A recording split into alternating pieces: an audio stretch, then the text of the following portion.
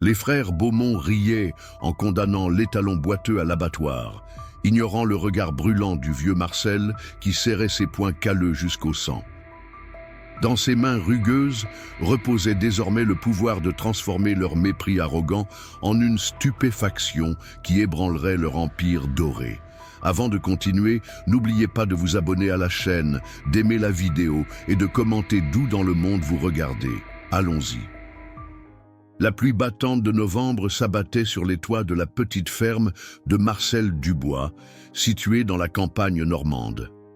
À 68 ans, Marcel avait consacré toute sa vie à son modeste élevage de chevaux, loin des projecteurs des grandes compétitions équestres et des fortunes qui y circulaient. Ses mains, marquées par des décennies de labeur, témoignaient d'une existence simple mais remplie de passion pour ces nobles animaux. Ce matin-là, alors que l'aube commençait à peine à percer les nuages gris, le téléphone de Marcel sonna. La voix à l'autre bout du fil était celle de Pierre Lefebvre, un vieil ami qui travaillait comme vétérinaire pour les plus prestigieuses écuries de la région parisienne. « Marcel, mon ami, j'ai besoin de ton aide, » dit Pierre, sa voix trahissant une certaine urgence.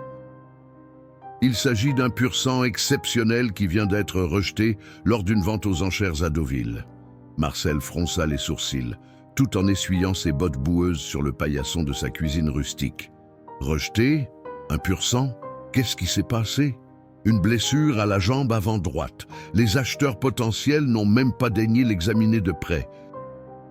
Les frères Beaumont, tu sais, ces héritiers de l'empire équestre qui achètent tout ce qui brille, l'ont déclaré sans valeur, après un simple coup d'œil. Marcel connaissait bien les frères Beaumont, Étienne et François. Leur réputation les précédait, arrogants, impatients, mais avec des millions d'euros à investir dans des chevaux qu'ils considéraient comme de simples trophées. « Et tu veux que je fasse quoi exactement, Pierre ?» Un silence s'installa brièvement avant que Pierre ne reprenne. « Je voudrais que tu le prennes chez toi, que tu lui donnes une chance. Je sais que si quelqu'un peut l'aider, c'est bien toi, avec ta patience et tes vieilles méthodes. » Marcel soupira profondément. Sa petite ferme survivait à peine, et un cheval blessé signifiait des dépenses supplémentaires qu'il pouvait difficilement se permettre. Mais quelque chose dans la voix de Pierre, et peut-être aussi son propre cœur trop tendre pour les causes perdues, le poussa à accepter. « Amène-le. On verra ce qu'on peut faire. » 3 jours plus tard, un camion s'arrêta devant la ferme de Marcel. Pierre en descendit, suivi par 2 assistants qui guidaient avec précaution un magnifique étalon noir à la robe luisante, malgré la fine bruine qui tombait. L'animal, malgré sa blessure évidente et sa démarche hésitante, dégageait une noblesse et une fierté qui frappèrent immédiatement Marcel. « Voici Tonnerre », présenta Pierre en caressant l'encolure du cheval. 3 ans, lignée directe de champion, mais cette blessure. Marcel s'approcha lentement de l'animal, ses yeux expérimentés évaluant chaque détail de sa morphologie, de sa posture, de son regard. Tonnerre tourna la tête vers lui, ses grands yeux sombres semblant l'interroger, peut-être même le défier. « Bonjour, mon beau », murmura Marcel en tendant sa main rugueuse vers le museau du cheval. « On va apprendre à se connaître, toi et moi. » Tonnerre renifla sa main, méfiant d'abord, puis accepta le contact, poussant légèrement contre la paume de Marcel. « Les Beaumont ont proposé de l'envoyer à l'abattoir, » dit Pierre à voix basse. Ils ont dit que même les frais vétérinaires ne valaient pas la peine d'être engagés. Marcel sentit une colère sourde monter en lui. Était typique de ces nouveaux riches qui voyaient les chevaux comme des machines à gagner de l'argent plutôt que comme des êtres vivants méritant respect et soin. Ces imbéciles ne reconnaîtraient pas un diamant même s'il leur crevait les yeux, grommela Marcel, tout en examinant délicatement la jambe blessée de Tonnerre. Ce cheval a quelque chose de spécial, je le sens. Pierre sourit, sachant que son vieil ami avait un don pour percevoir le potentiel caché des chevaux que d'autres jugeaient irrécupérable. « Combien de temps, à ton avis ?» demanda-t-il, faisant référence au temps nécessaire pour la réhabilitation. Marcel haussa les épaules, son regard ne quittant pas celui de Tonnerre, comme s'il communiquait silencieusement. Le temps qu'il faudra, ces choses-là ne se précipitent pas.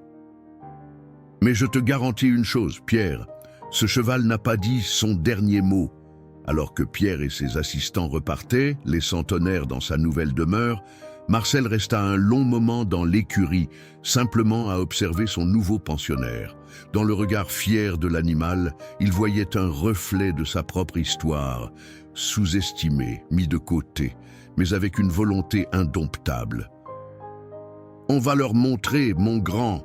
chuchota-t-il à l'oreille de Tonnerre. « On va leur montrer ce que valent vraiment la patience et le respect. » Ce que Marcel ignorait, alors, c'est que ce cheval boiteux, rejeté par les élites du monde équestre, allait non seulement transformer sa propre vie, mais aussi ébranler les certitudes de ceux qui l'avaient si rapidement condamné.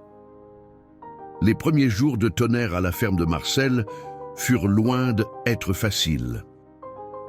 Elle Étalon, habitué aux écuries luxueuses et aux soins constants, semblait mépriser son nouvel environnement rustique.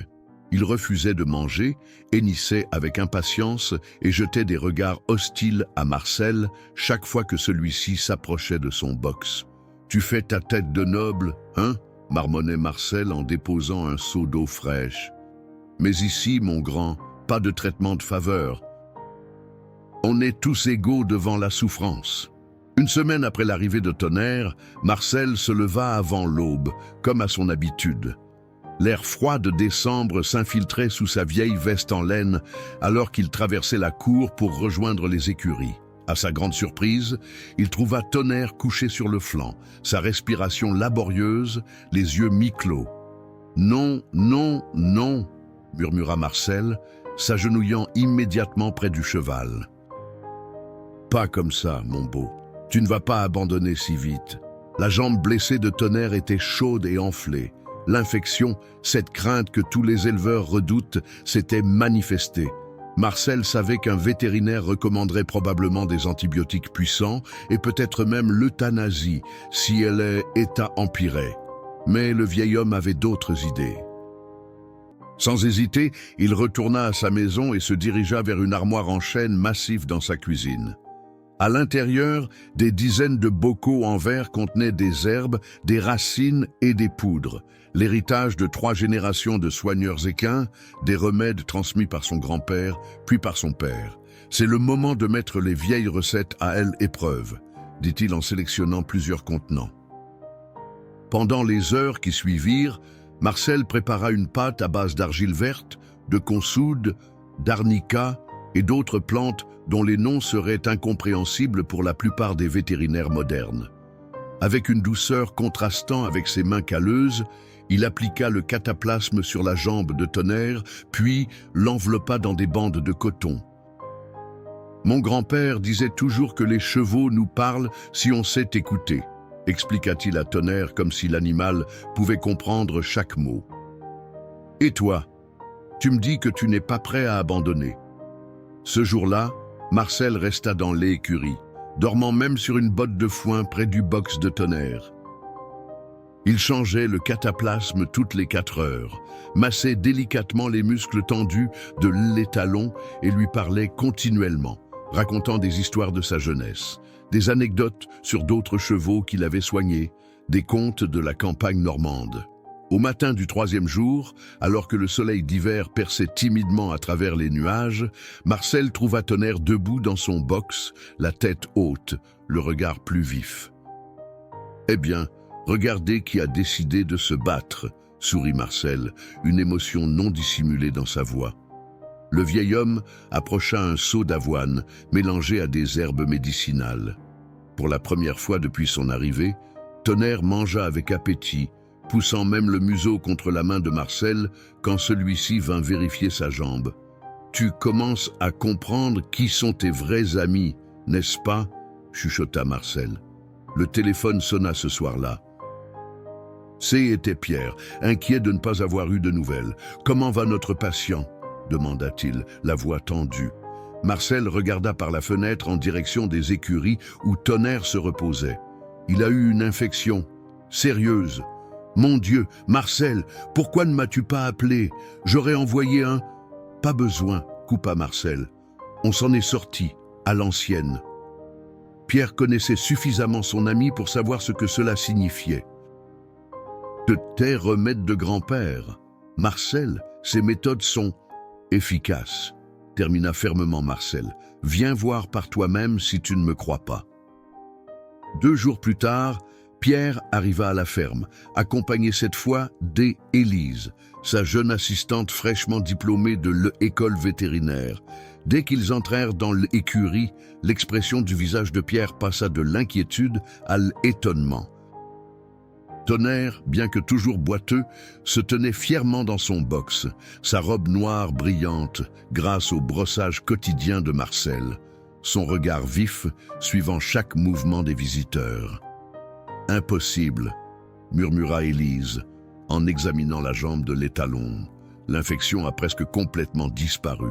Pierre secoua la tête, un sourire incrédule se dessinant sur son visage fatigué. « Je ne devrais même pas être surpris. » « Tu as toujours eu ce don, Marcel. » Le vieil homme haussa les épaules. « Ce n'est pas un don, c'est de la patience et du respect.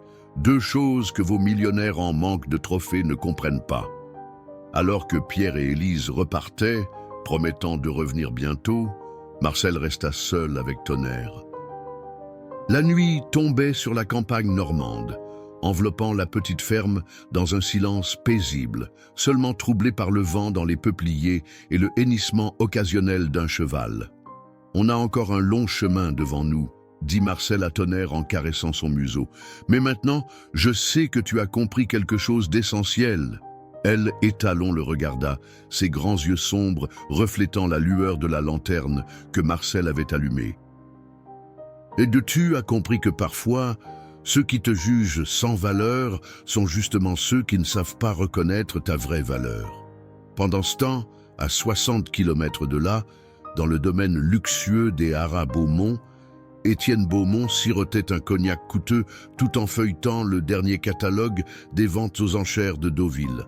Son frère François entra dans le bureau tapissé de cuir et de bois précieux, le visage tendu. « Tu as entendu parler de ce vieux fou de Dubois ?» demanda François en se servant également un verre. Étienne leva un sourcil interrogateur. « Marcel Dubois, cette relique qui élève des chevaux dans une ferme délabrée, qu'a-t-il encore inventé ? » « Il a récupéré Tonnerre, » répondit François en avalant une gorgée d'alcool, le pur sang que nous avons écarté à la vente de novembre. Étienne eut un rire méprisant. « Ce canasson boiteux ? Et alors ?» Même les équarrisseurs n'en voulaient pas. Lefebvre dit qu'il se remet, qu'il y a des progrès significatifs. Un silence s'installa entre les 2 frères. Étienne reposa lentement son verre, une lueur d'irritation traversant son regard. Lefebvre devrait savoir tenir sa langue. Ce cheval était condamné. Aucun traitement moderne ne pouvait le sauver. François haussa les épaules. Apparemment, ce n'est pas un traitement moderne qui le sauve. C'est Dubois et ses recettes de grand-mère. Les frères Beaumont échangèrent un regard où se mêlaient incrédulité et agacement. L'idée qu'un vieil homme sans moyens puisse réussir là où leur vétérinaire grassement payé avait échoué était inconcevable. « Peu importe, » conclut Étienne en reprenant son catalogue, « ce cheval ne courra jamais. Et même s'il le pouvait, il est maintenant propriété d'un paysan qui ne saura jamais exploiter son potentiel. » Les semaines passèrent et l'hiver normand s'installa pleinement, couvrant la ferme de Marcel d'un manteau blanc. Chaque matin, le vieil homme suivait la même routine, réveil avant l'aube, café noir brûlant avalé debout près du poêle à bois, puis direction les écuries pour s'occuper de ses animaux. Tonnerre recevant une attention toute particulière. La jambe de L, étalon, guérissait lentement mais sûrement. Marcel alternait cataplasme d'herbe, massage et, quand le temps le permettait, courte promenade dans le petit paddock adjacent à l'écurie.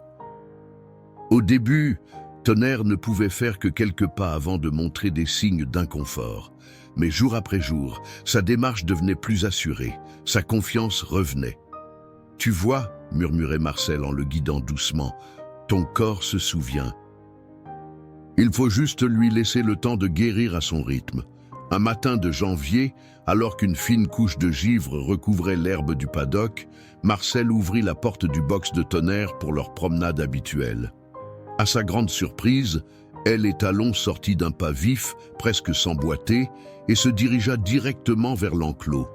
Une fois la barrière franchie, Tonnerre élança soudain, galopant en cercle joyeux malgré la surface glissante. Marcel resta bouche bée, son cœur battant à tout rompre. Voir ce magnifique animal, que tous avaient condamné, galoper ainsi avec une telle joie de vivre, était comme assister à un miracle. Des larmes qu'il n'essaya même pas de retenir coulèrent sur ses joues ridées. « C'est ça, mon beau, montre-leur à tous !» s'écria-t-il, oubliant momentanément sa réserve habituelle. Après plusieurs minutes d'une course folle, Tonnerre s'arrêta près de Marcel, soufflant des nuages de vapeur dans l'air froid. Le vieil homme caressa son encolure puissante, sentant sous ses doigts le pouls de la vie qui battait fort et régulier. « On y est presque », chuchota-t-il. « Encore quelques semaines et tu seras comme neuf. » Le téléphone sonna ce soir-là, interrompant le modeste repas de Marcel, une soupe de légumes et un morceau de pain de campagne. Était Élise, l'assistante de Pierre. « Monsieur Dubois, Pierre m'a demandé de vous prévenir. Les frères Beaumont organisent une visite de écurie la semaine prochaine. Ils cherchent de nouveaux chevaux pour la saison de course qui arrive. » Marcel fronça les sourcils, ne comprenant pas pourquoi cette information le concernait. « Et alors, qu'est-ce que ça peut me faire ?»« Il prévoit de passer chez vous, » continua Élise, une note d'inquiétude dans la voix. « D'officiellement pour voir d'autres chevaux, mais Pierre pense qu'ils veulent surtout vérifier les rumeurs sur Tonnerre. » Un sourire lent se dessina sur le visage de Marcel. « Ah, alors comme ça, ces messieurs sont curieux. Eh bien, qu'ils viennent. Tonnerre et moi serons ravis de les recevoir. » Après avoir raccroché, Marcel resta un moment immobile, réfléchissant. Puis il se leva, enfila sa veste et retourna aux écuries malgré l'heure tardive. Debout devant le box de Tonnerre, qui le regardait avec curiosité, le vieil homme sentit une détermination nouvelle l'envahir. « Prépare-toi, mon beau, » dit-il doucement. « Bientôt, tu vas avoir l'occasion de montrer à ces arrogants ce que vaut vraiment un cheval qu'on a pris le temps d'aimer. » Le jour de la visite des frères Beaumont arriva plus vite que Marcel ne l'aurait souhaité. Une semaine n'était pas beaucoup pour parfaire l'état de Tonnerre, mais le vieil homme avait fait de son mieux, redoublant d'efforts dans ses soins quotidiens. Ce matin-là, Marcel était levé encore plus tôt que d'habitude. Il avait soigneusement brossé la robe noire de Tonnerre jusqu'à ce qu'elle brille comme de l'onyx poli, tressé sa crinière avec une dextérité surprenante pour ses vieux doigts et nettoyé méticuleusement le box. Non pas pour impressionner les Beaumont, Marcel se souciait peu de leur opinion, mais par respect pour Tonnerre lui-même, qui méritait de se présenter dans toute sa splendeur. « Aujourd'hui, c'est ton jour », murmura-t-il à l'oreille de Elle et Talon. « Montre-leur ta force, pas ta rancune. » Vers 10 heures, le bruit d'une voiture de luxe sur le chemin de gravier annonça l'arrivée des visiteurs. Marcel essuya ses mains sur son pantalon usé et sortit dans la cour pour les accueillir. Une Mercedes noire rutilante s'arrêta, contrastant violemment avec le décor rustique de la ferme.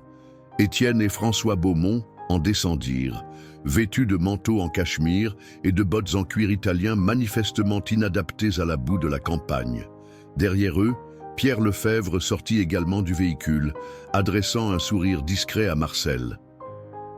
« Yoge monsieur Dubois », salua Étienne avec une politesse forcée, évitant soigneusement de serrer la main calleuse que Marcel lui tendait.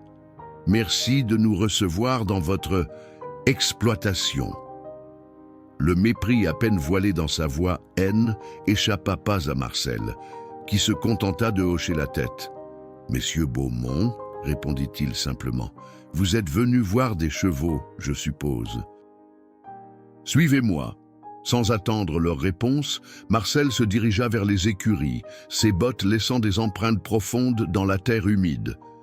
Les Beaumont échangèrent un regard avant de le suivre, essayant maladroitement d'éviter les flaques d'eau. Marcel les conduisit d'abord vers les boxes où se trouvaient ses autres pensionnaires, 2 juments poulinières, un vieux hongre qui avait été un champion de dressage dans sa jeunesse, et 3 jeunes chevaux pleins de promesses. Les frères Beaumont observèrent poliment, mais leur impatience était palpable. « Vos chevaux semblent en bonne santé », commenta François, son regard parcourant les installations modestes mais propres et fonctionnelles. Mais nous avons entendu parler d'un autre pensionnaire, un pur sang qui aurait miraculeusement récupéré d'une blessure grave. Marcel soutint son regard sans ciller. « Vous parlez de Tonnerre, je suppose. » « C'est bien ça, » confirma Étienne, un sourire condescendant aux lèvres. « Nous sommes curieux de voir ce miracle dont notre ami Pierre nous a parlé. » Pierre, resté silencieux jusque-là, intervint. « Je n'ai jamais parlé de miracle, Étienne.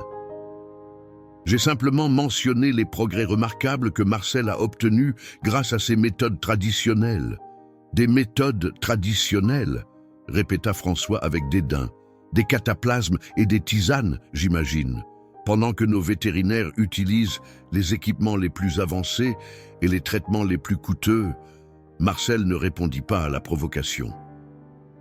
Il se contenta de les guider vers le fond de l'écurie, où un box légèrement plus grand que les autres était fermé par une porte en bois solide. « Tonnerre est ici, » dit-il simplement. « Mais avant que vous le voyiez, j'aimerais que vous compreniez une chose. Ce cheval n'est pas à vendre. » Les frères Beaumont échangèrent un regard amusé. « Nous n'avons aucune intention d'acheter un cheval blessé, monsieur Dubois, » précisa Étienne avec condescendance. « Nous sommes simplement, curieux. » Marcel hocha la tête lentement, puis ouvrit la porte du box. À l'intérieur, Tonnerre se tenait immobile, sa silhouette puissante se découpant dans la pénombre. Au son de la porte, il tourna la tête, ses yeux vifs se posant immédiatement sur les visiteurs. Les frères Beaumont restèrent figés sur place. Le contraste entre le cheval boiteux, désespéré qu'ils avaient rejeté quelques mois plus tôt, et la créature majestueuse qui se tenait maintenant devant eux était saisissant. La robe de Tonnerre luisait de santé, ses muscles étaient bien dessinés sous sa peau, et son regard reflétait une intelligence et une fierté qui les clouaient sur place. « Impossible !» souffla François, la première fissure dans son arrogance apparaissant enfin. Étienne, quant à lui, s'était avancé instinctivement, son œil d'expert évaluant chaque détail de l'animal. « La jambe ?» demanda-t-il d'une voix qu'il essayait de garder neutre. « Voyez par vous-même !» répondit Marcel en ouvrant complètement la porte du box. Sur un léger claquement de langue de Marcel, Tonnerre sortit du box d'un pas mesuré. Si une légère asymétrie était encore perceptible dans sa démarche, elle était infiniment moins prononcée que lors de son arrivée. Elle, étalon, s'arrêta dans l'allée centrale de l'écurie, sa tête haute, son regard fier fixé sur les frères Beaumont, comme s'il reconnaissait ceux qui l'avaient condamné. « Mon Dieu !» murmura Pierre, ému malgré lui par la transformation spectaculaire de l'animal. « Marcel, c'est remarquable. » Étienne Beaumont s'approcha de Tonnerre, ses yeux scrutant chaque détail de l'animal avec l'intensité d'un homme qui venait de découvrir un trésor qu'il croyait perdu à jamais. Il tendit la main pour toucher l'encolure puissante de l'étalon, mais Tonnerre recula vivement, les oreilles plaquées en arrière en signe de méfiance. « Il se souvient », dit simplement Marcel, un sourire discret aux lèvres. François, qui observait la scène avec une incrédulité croissante, s'avança à son tour. « C'est impressionnant, je dois l'admettre. Mais peut-il vraiment se déplacer normalement? Une chose est être debout, une autre est de pouvoir courir. » Marcel échangea un regard avec Pierre, qui hocha imperceptiblement la tête. Le moment de vérité était arrivé. « Moi, si vous voulez bien me suivre dehors, » proposa Marcel, en prenant une longe accrochée près de la porte. Le petit groupe sortit dans le paddock adjacent aux écuries. Le ciel de février était étonnamment clair ce jour-là, et le soleil d'hiver faisait scintiller les dernières plaques de neige qui subsistaient dans les coins ombragés. Marcel attacha la longe au licol de Tonnerre et le guida vers le centre de l'espace clôturé. « Il faut comprendre, » expliqua Marcel tout en caressant les talons, « que la guérison n'est pas seulement une affaire de chair et d'os, c'est aussi une question de confiance et de volonté. » Sur ces mots, il détacha la longe et recula de quelques pas. Puis, avec un léger claquement de langue, il donna à Tonnerre le signal qu'ils avaient pratiqué pendant des semaines. Elle, Étalon, hésita un instant, son regard allant de Marcel au frère Beaumont. Puis, comme s'il comprenait l'importance du moment, il élança, d'abord au pas, puis au trot, et enfin dans un galop majestueux qui le fit tourner autour du paddock avec une grâce et une puissance à couper le souffle. François laissa échapper un juron d'étonnement, tandis qu'Étienne restait bouche bée, son masque d'arrogance complètement effacé. Pierre, quant à lui, regardait Marcel avec un respect renouvelé pour son vieil ami. Tonnerre fit plusieurs tours du paddock avant de ralentir progressivement et de revenir vers Marcel, soufflant des nuages de vapeur dans l'air frais. Le vieil homme caressa affectueusement son museau, un geste simple qui révélait des mois de confiance mutuelle patiemment construite. « Comment ?» demanda finalement Étienne, rompant le silence chargé d'émotion. « Comment avez-vous fait ce que nos vétérinaires jugeaient impossible ?» Marcel haussa les épaules. « Je n'ai rien fait d'extraordinaire. J'ai simplement pris le temps nécessaire. Vos vétérinaires, avec tout leur savoir, sont pressés par vos exigences de résultats rapides. Moi, je n'avais que du temps à offrir, et peut-être un peu de sagesse héritée de ceux qui soignaient les chevaux bien avant l'invention des antibiotiques et des scanners. » François, qui semblait avoir retrouvé sa contenance, éclaircit la gorge.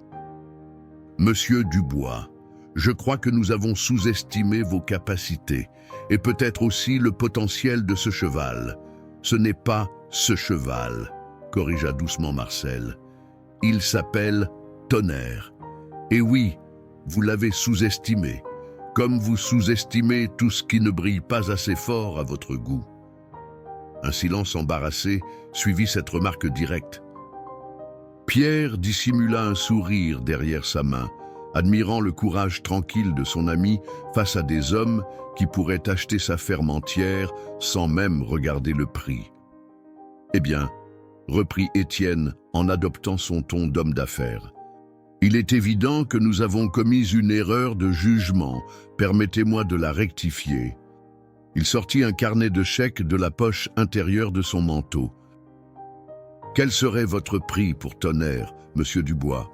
Je suis sûr que nous pouvons trouver un arrangement mutuellement bénéfique. » Marcel regarda le carnet de chèques, puis le visage confiant d'Étienne, et enfin Tonnerre, qui se tenait tranquillement à ses côtés, apparemment inconscient qu'on discutait de son avenir. « Monsieur Beaumont, » répondit Marcel d'une voix calme mais ferme, « je vous ai dit dès votre arrivée que Tonnerre n'était pas à vendre. » Je ne me souviens pas avoir bégayé. « Allons, soyons raisonnables, » insista François, rejoignant son frère dans la négociation. « Tout a un prix, nommez le vôtre. 10 fois ce que vous avez payé, 20 fois ?» Un sourire amer se dessina sur le visage ridé de Marcel. « Je n'ai rien payé pour lui. Pierre me l'a confié parce que vous l'aviez condamné. » Alors, techniquement, même 1 euro serait une augmentation infinie de mon investissement. Étienne Beaumont passa une main dans ses cheveux parfaitement coiffés, visiblement déstabilisé par le refus catégorique de Marcel. Dans son monde, tout s'achetait, il suffisait d'y mettre le prix. « Monsieur Dubois, » reprit-il en s'efforçant de garder son calme, « soyons pragmatiques. Un cheval comme Tonnerre a besoin d'installations de premier ordre, d'entraîneurs professionnels, de soins constants, des choses que, sans vouloir vous offenser, vous ne pouvez pas lui offrir avec vos moyens limités. Marcel caressa la joue de Tonnerre, qui avait posé sa tête contre son épaule dans un geste d'une tendresse surprenante pour un animal aussi puissant.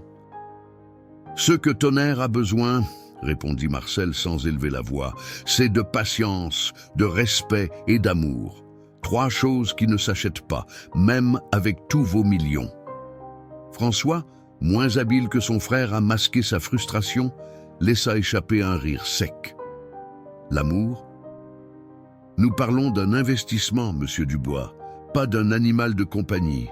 Et c'est exactement pourquoi vous ne comprenez pas, rétorqua Marcel, son regard bleu délavé par âge, mais toujours aussi perçant. Tonnerre n'est pas un investissement. C'est un être vivant qui a souffert, qui s'est battu et qui mérite mieux que d'être à nouveau traité comme une machine à faire de l'argent. Pierre, qui était resté en retrait pendant l'échange, s'avança. Je crois que Marcel a été clair, messieurs. Peut-être devrions-nous respecter sa décision. Étienne lança un regard noir à Pierre avant de reporter son attention sur Marcel. 50 000 €, lâcha-t-il abruptement.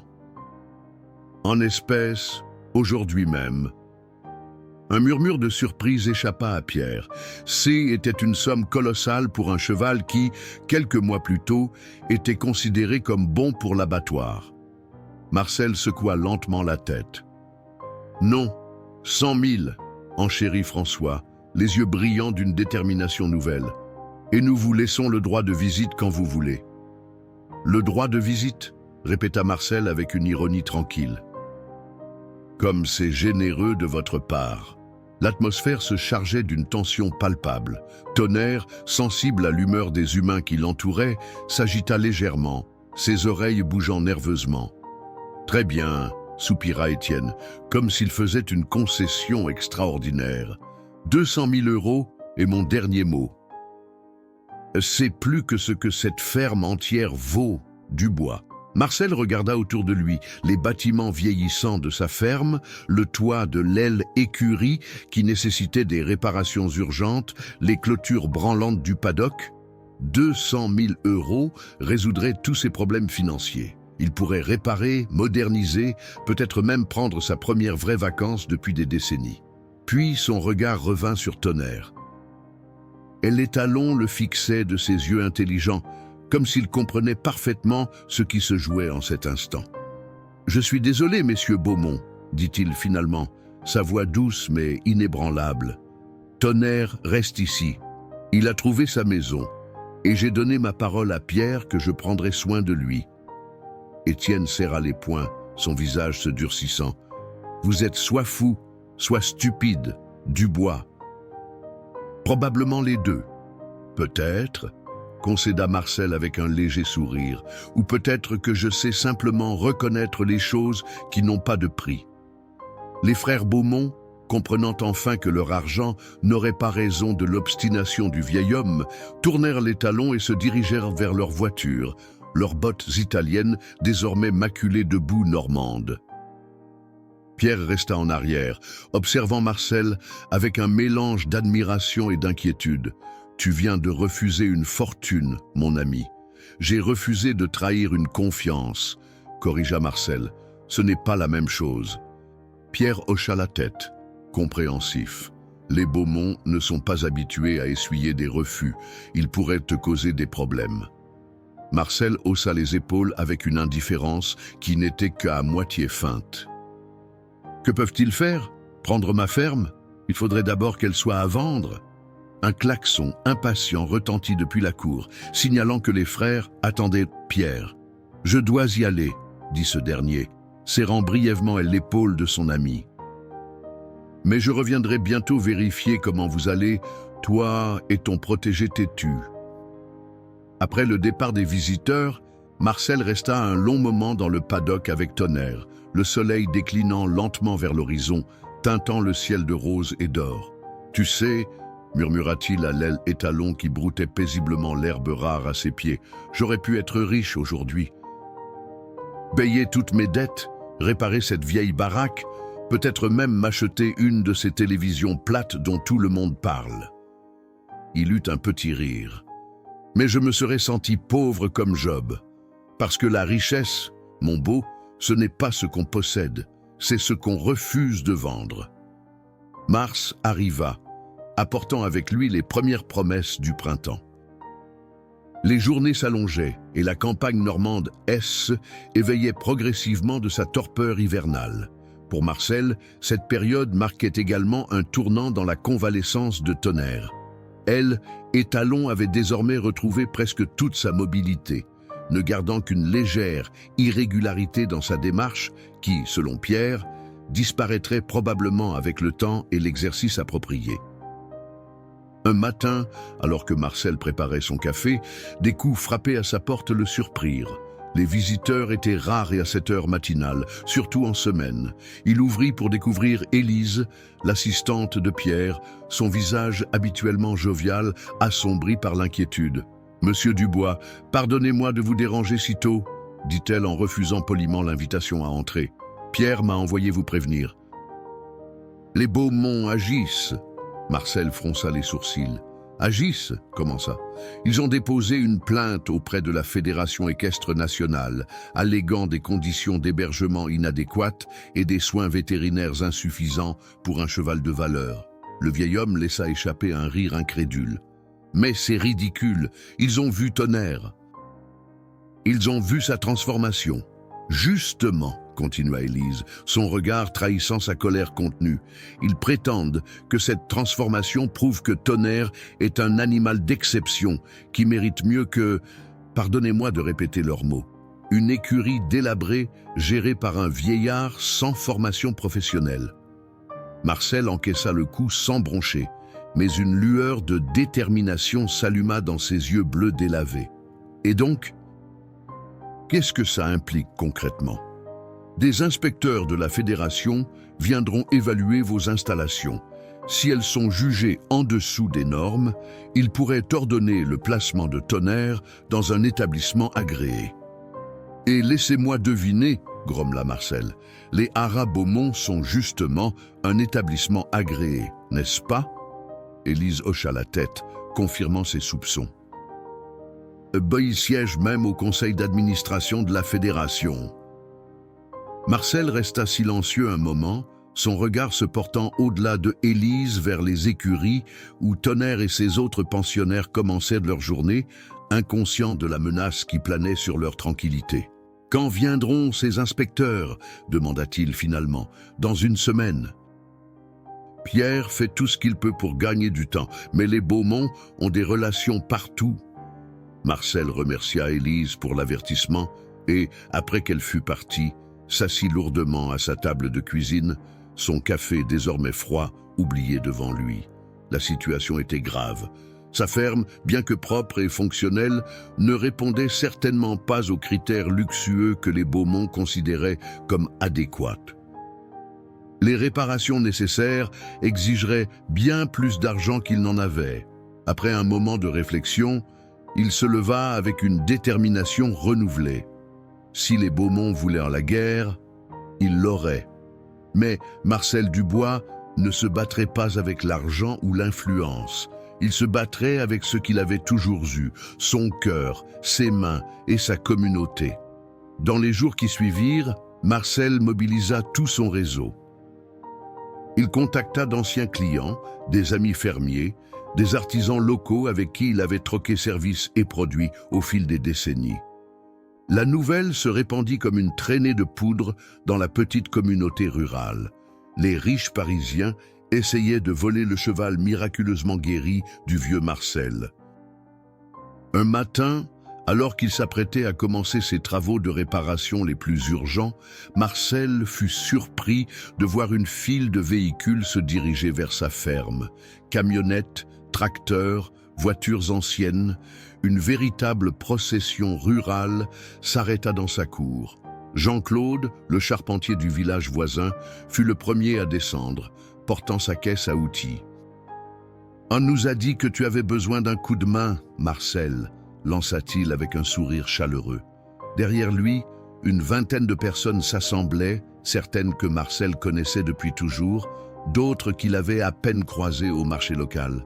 Tous étaient venus avec outils, matériaux et, surtout, leur détermination à aider l'un des leurs face à l'injustice. Mais « Je ne peux pas vous payer », balbutia Marcel, ému au-delà des mots par ce geste de solidarité. Marie, une robuste fermière d'une 60aine d'années, s'avança. « Tu te souviens quand mon fils s'est cassé la jambe et que tu as pris soin de nos bêtes pendant 2 mois sans rien demander? Et toi, Laurent, tu te rappelles quand Marcel a réparé ton tracteur en pleine nuit pour que tu puisses finir ta moisson avant l'orage ?» Des murmures d'approbation parcoururent le groupe. Chacun semblait avoir une histoire, un souvenir d'un moment où Marcel Dubois avait tendu la main sans rien attendre en retour. « Tu as passé ta vie à aider les autres, Marcel », conclut Jean-Claude. « Aujourd'hui, c'est notre tour. » Les 5 jours qui suivirent furent parmi les plus extraordinaires de la longue vie de Marcel. Sa ferme, habituellement si calme, bourdonnait d'activité du matin au soir. Les hommes réparaient le toit de l'écurie, renforçaient les clôtures du paddock, installaient un nouveau système de drainage plus efficace. Les femmes nettoyaient, peignaient, organisaient. Les enfants du village, venus avec leurs parents, s'occupèrent des chevaux, les brossant et les promenant sous la supervision attentive de Marcel. Tonnerre, curieusement, semblait comprendre l'importance de ce qui se passait. Elle, Étalon, observait les travaux avec une sorte de dignité tranquille, acceptant les caresses occasionnelles des villageois avec une grâce surprenante pour un animal qui avait été si méfiant quelques mois auparavant. Le 3e jour, alors que les travaux battaient leur plein, une camionnette inconnue s'arrêta dans la cour. Un homme d'une 50aine d'années en descendit, portant une mallette en cuir usée. Il se présenta à Marcel comme Philippe Moreau, vétérinaire à la retraite et ami de Pierre Lefebvre. « Pierre m'a parlé de votre situation », expliqua-t-il en serrant la main de Marcel. « J'ai apporté tous les dossiers médicaux de mes propres chevaux. Avec votre permission, je vais préparer un dossier complet pour Tonnerre, analyse sanguine, radiographie, suivi nutritionnel. Ces inspecteurs veulent de la paperasse, on va les noyer sous la documentation. » Le même jour, un camion de livraison arriva de Saint-Lô, transportant des équipements flambant neufs pour l'écurie. Abreuvoirs automatiques, mangeoires en acier inoxydable, lampes chauffantes pour les box.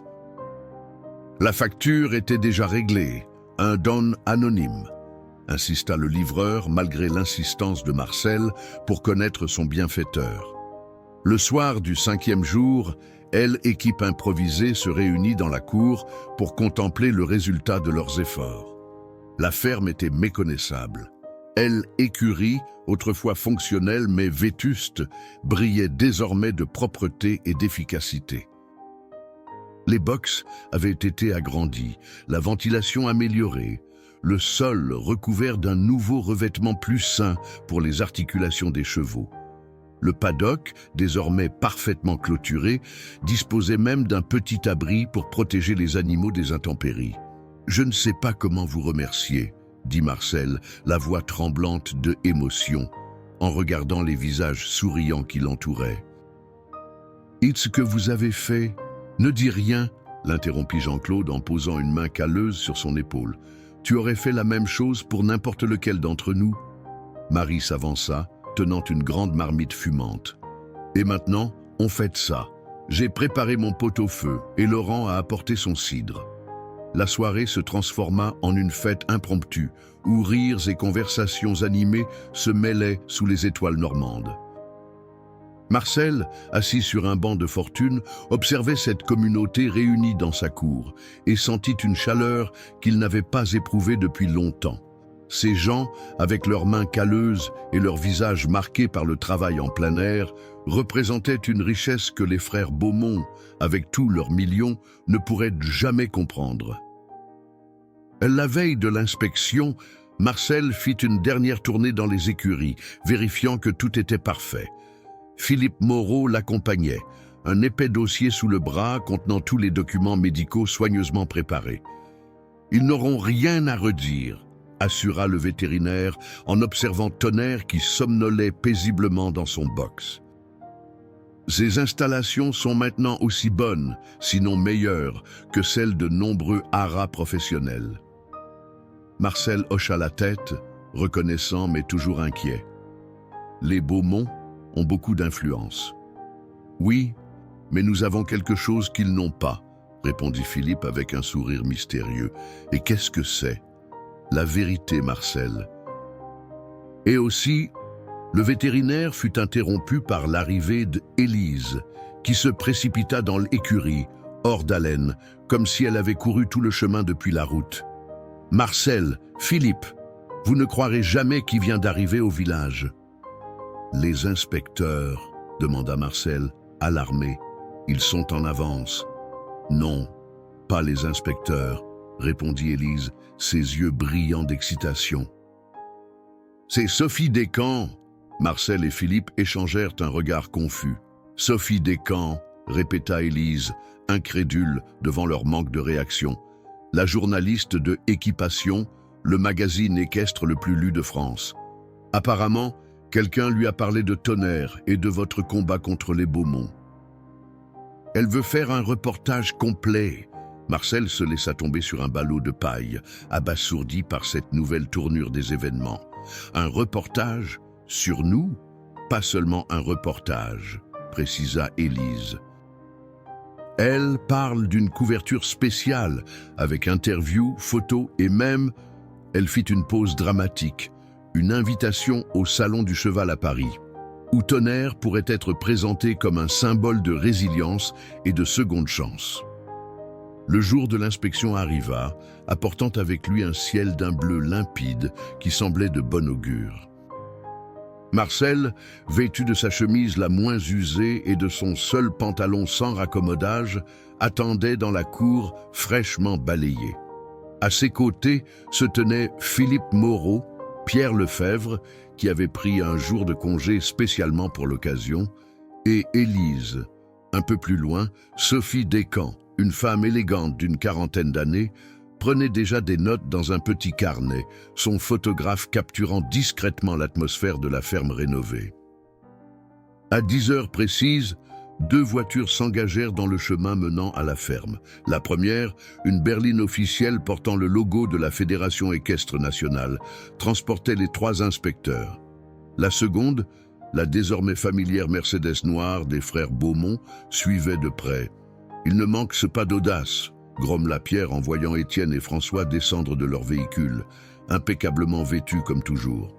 « Laisse-les venir », répondit calmement Marcel. « Ça ne fera que rendre le moment plus savoureux. » Les inspecteurs, 2 hommes et une femme d'apparence strictement professionnelle, se présentèrent poliment.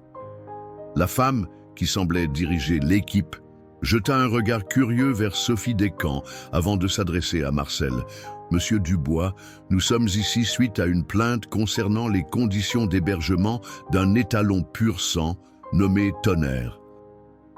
Nous allons devoir inspecter vos installations et examiner l'animal en question. » « Bien sûr, » acquiesça Marcel. « Mes écuries vous sont ouvertes et tous les documents relatifs aux soins de Tonnerre sont à votre disposition. » Les frères Beaumont, qui étaient approchés pour écouter, échangèrent un regard confiant.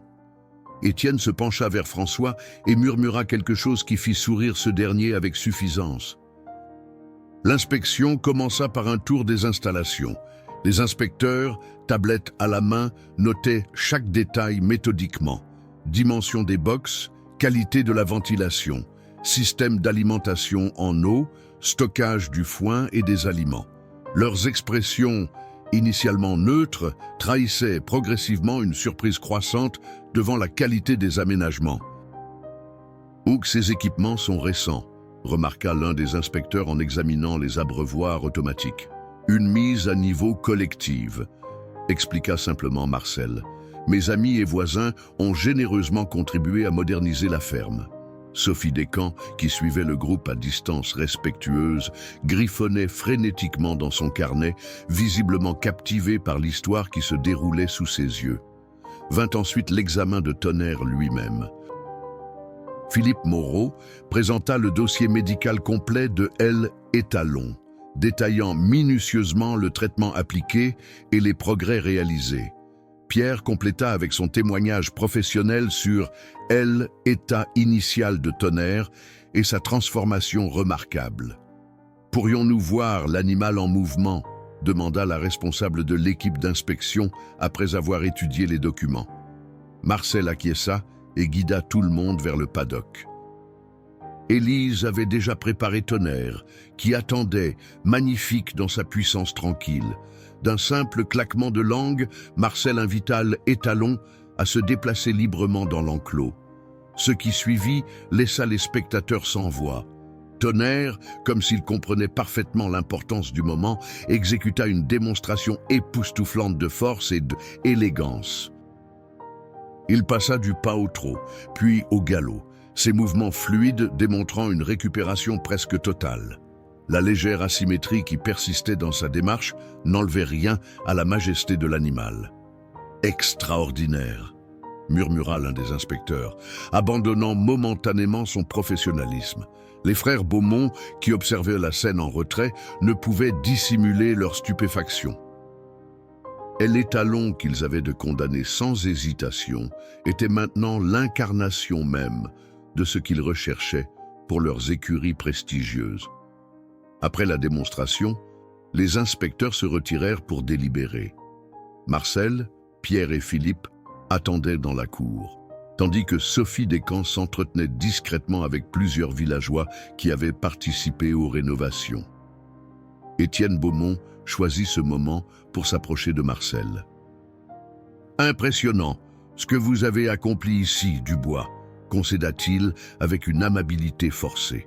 « Je dois admettre que nous avons peut-être été hâtifs dans notre jugement concernant Tonnerre. » Marcel se contenta de le regarder en silence, attendant la suite. « Je suis prêt à renouveler mon offre, » poursuivit Étienne, baissant la voix. « 300 000 €.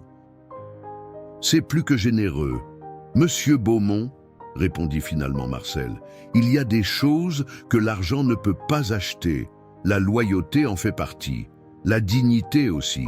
Tonnerre reste ici. » Étienne se raidit, son masque de courtoisie se fendillant pour révéler sa frustration. « Vous êtes un vieil homme têtu, Dubois. Vous ne pourrez pas vous occuper de lui éternellement. » « Peut-être pas, admit Marcel. Mais tant que je le pourrai, je le ferai. Et quand ce ne sera plus possible... » Il jeta un regard vers Élise qui caressait affectueusement l'encolure de Tonnerre. « Je m'assurerai qu'il reste entre de bonnes mains, des mains qui l'aiment pour ce qu'il est, pas pour ce qu'il peut rapporter. » Les inspecteurs réapparurent après 20 minutes de délibération, leur visage ne trahissant rien de leur décision. La responsable de l'équipe, Madame Rousseau, éclaircit la gorge alors que tous les regards se tournaient vers elle. Après examen approfondi des installations et de l'état de santé de l'étalon nommé Tonnerre, notre équipe est parvenue à une conclusion unanime. Le silence qui suivit semblait étirer indéfiniment. Marcel sentit la main de Pierre se poser sur son épaule en signe de soutien. Les conditions d'hébergement et les soins prodigués à l'animal sont non seulement conformes aux standards de la Fédération, poursuivit Madame Rousseau, mais représentent un exemple exceptionnel de réhabilitation équine et de bien-être animal. Un murmure de soulagement parcourut l'assemblée. Le visage d'Étienne Beaumont se durcit instantanément, tandis que François serrait les poings. De plus, continua l'inspectrice, nous tenons à souligner que le cas de Tonnerre constitue un témoignage remarquable de ce que peuvent accomplir la patience et les méthodes traditionnelles de soins, parfois négligées dans notre époque de solutions rapides et technologiques. Sophie Descamps s'avança, son carnet à la main. Puis-je citer cette déclaration dans mon article, Madame Rousseau? Absolument, acquiesça cette dernière. Mais la Fédération n'a aucune objection à ce que cette histoire soit partagée. Au contraire, elle pourrait servir d'inspiration pour d'autres propriétaires et soigneurs. François Beaumont ne put contenir sa frustration plus longtemps. C'est ridicule. Cet homme n'a aucune qualification professionnelle. Il utilise des méthodes archaïques qui n'ont aucune validation scientifique. Madame Rousseau se tourna vers lui, son regard soudain glacial. D'un Monsieur Beaumont, les résultats parlent d'eux-mêmes, et j'ajouterai que notre comité des éthiques sera très intéressé d'examiner comment un cheval présentant un tel potentiel de récupération a pu être si rapidement condamné par vos vétérinaires. Les frères Beaumont battirent en retraite face à cette menace à peine voilée, se dirigeant vers leur voiture sans un mot d'adieu. Le bruit du moteur de leur Mercedes S éloigna rapidement, emportant avec lui l'ombre qu'ils avaient fait planer sur la ferme de Marcel. Ce soir-là, une seconde célébration, plus grande encore que la première, s'organisa spontanément. Les villageois revinrent en nombre, apportant nourriture, boissons et musique. Des tables furent dressées dans la cour, des lanternes suspendues aux arbres. L'atmosphère était électrique, mêlant joie, fierté et sentiment de justice accomplie. Au milieu des festivités, Sophie Descamps s'approcha de Marcel qui observait la scène avec une satisfaction tranquille. « Monsieur Dubois, votre histoire va faire la une de notre prochain numéro », annonça-t-elle. « Mais j'ai aussi une proposition à vous faire. » Marcel l'encouragea d'un regard curieux. Le Salon du Cheval de Paris nous a contactés après avoir entendu parler de Tonnerre. Il souhaiterait vous inviter comme invité d'honneur pour présenter Tonnerre et partager votre expérience lors d'une conférence sur les méthodes alternatives de soins équins. Marcel resta silencieux un moment, pesant cette proposition inattendue. Lui, le vieux fermier normand, parlant devant une audience à Paris, « Je ne suis pas un orateur, Madame Descamps. Juste un homme qui aime les chevaux. C'est précisément ce que les gens ont besoin d'entendre, insista-t-elle. Dans un monde où tout s'accélère, où l'efficacité prime souvent sur l'humanité, votre approche est un rappel précieux. 8 mois plus tard, sous les lumières du prestigieux Salon du Cheval, Marcel Dubois, vêtu d'un costume simple mais élégant, son premier en 40 ans, se tenait aux côtés de Tonnerre. Elle, étalon noir, magnifique et totalement rétablie, attirait tous les regards avec sa présence majestueuse. La salle de conférence était comble. Professionnels de équitation, vétérinaires, simples amateurs de chevaux, tous venus écouter l'histoire extraordinaire de cet homme ordinaire et de l'animal qu'il avait sauvé. « Je n'ai pas fait de miracle », conclut Marcel après avoir raconté leur parcours. J'ai simplement offert à Tonnerre ce dont tous les êtres vivants ont besoin, du temps, du respect et de l'amour. Le reste, c'est lui qui l'a fait. Les applaudissements qui suivirent résonnèrent longuement sous le chapiteau du salon. Dans le public, Pierre et Élise souriaient fièrement, ainsi que de nombreux villageois qui avaient fait le déplacement spécialement pour l'occasion. Plus tard, ce jour-là, alors que Marcel et Tonnerre se préparaient pour une démonstration en piste, une silhouette familière s'approcha. Étienne Beaumont, seul cette fois, l'arrogance de son regard remplacée par une expression plus nuancée. « Félicitations, Dubois, dit-il simplement. Vous aviez raison, à propos de tout. » Marcel hocha la tête en signe d'acceptation, sans animosité. « Donc vous savez, ajouta Étienne avant de s'éloigner, parfois les plus grandes leçons viennent des endroits les plus inattendus. » Marcel caressa l'encolure puissante de Tonnerre, échangeant avec elle étalon l'un de ses regards complices qui valait plus que 1000 mots. « Tu entends ça, mon beau » murmura-t-il.